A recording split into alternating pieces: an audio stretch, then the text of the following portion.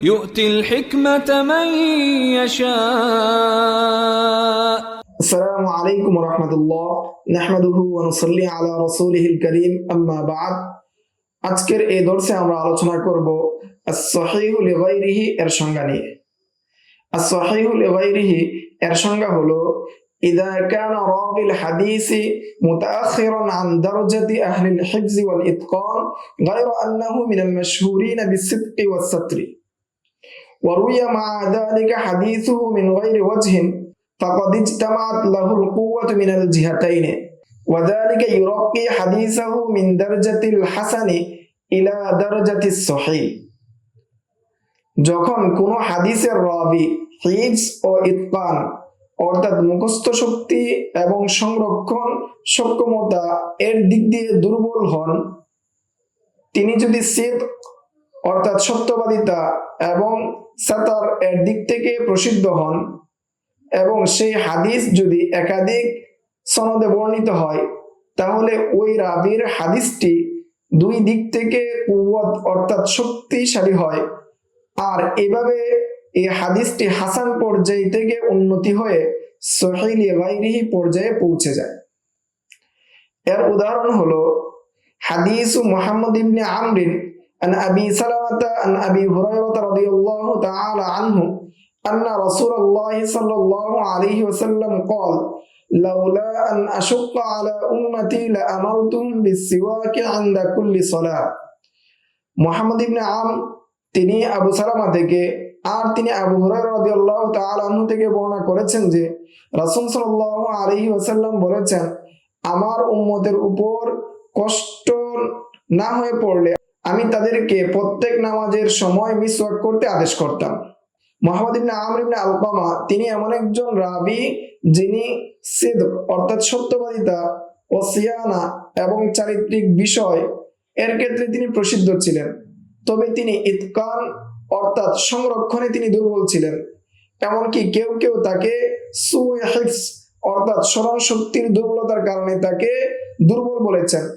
আবার অনেকেই তার সিদক অর্থাৎ সত্যবাদিতা এবং জালালাত অর্থাৎ মর্যাদার কারণে তাকে সাকা বা বিশ্বস্ত বলেছেন। সুতরাং তার বর্ণিত হাদিস এককভাবে হলে তা হাসান বলে গণ্য হবে, কিন্তু যেহেতু এই হাদিসটি আরো অনেক সনদে বর্ণিত হয়েছে, তাই তার স্মরণ শক্তির দুর্বলতা দূর হয়ে গিয়েছে এবং ছোট যে ঘাটতিগুলো ছিল তা পূরণ হয়ে গিয়েছে, ফলে এই সনদটি সহিহ হিসেবে প্রমাণিত হয়েছে, সহিহ হিসেবে বিবেচিত হয়েছে এবং সহিহ লিগাইরিহি পর্যায়ে উত্তীর্ণ হয়েছে।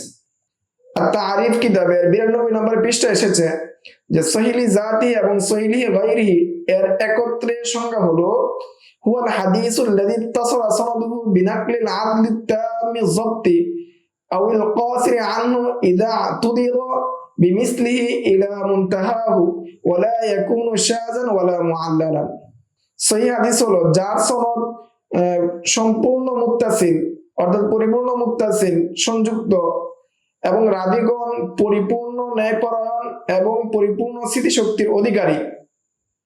আর সহিহ লিগাইরিহি এর সংজ্ঞা হলো অথবা এমন রাবী যিনি কিছুটা দুর্বল হলেও তার মতো অন্য রাবীর রিওয়ায়াতের মাধ্যমে শক্তিশালী হয়, আর সেই হাদিসটি শায হয় না এবং ইলল থেকে মুক্ত হয়।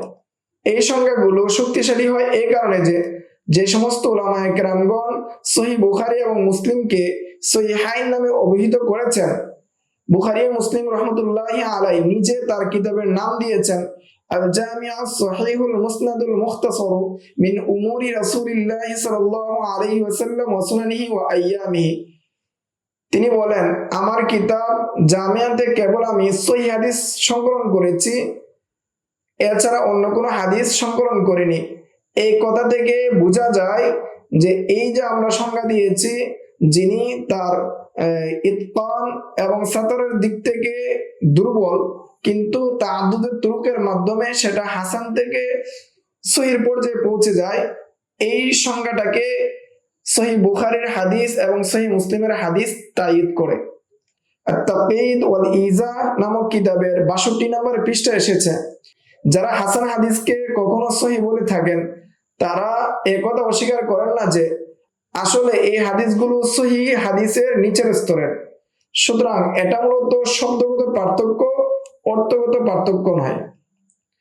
আল মুকিজা কিতাবের 33 নম্বর পৃষ্ঠায় এসেছে, অনেক মুহাদ্দিসগণ এই ধরনের সহিহ গায়রি হাদিসগুলোকে সহি বলে গণ্য করেন, তবে তার স্তর সহি এর নিচের স্তরে বলে তারাও মনে করেন।